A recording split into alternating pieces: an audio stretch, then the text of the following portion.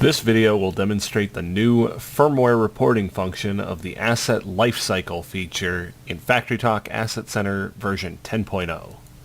Within the FactoryTalk Asset Center client, Assets Lifecycle displays the lifecycle status for Rockwell Automation devices in a system. Asset Lifecycle information can be viewed for all assets in your asset tree as it is configured.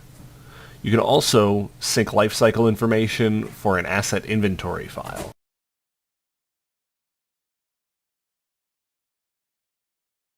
Check out our other videos covering the Asset Inventory tool for more information.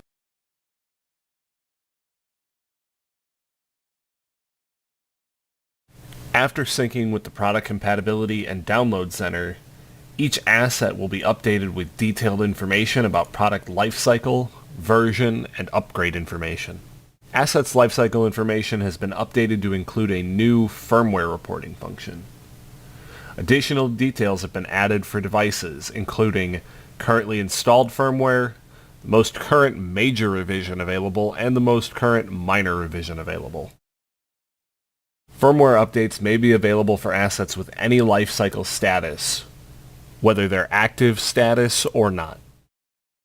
Along with firmware version information, there are now direct links to download release notes for the newest releases.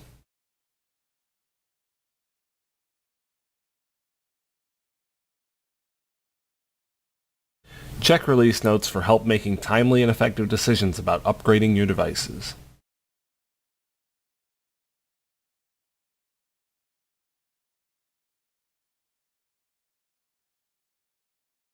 Some assets may have product safety advisories or product notices, which are also now shown as part of the asset lifecycle information. Notice that a different icon is shown depending on the type of document being referenced. Click on the icon to be taken to the Rockwell Automation Knowledge Base article for details on the PSA or PN. Note you may be prompted to log in with your MyRockwell account. Here we can see that we were taken directly to a product safety advisory for this asset.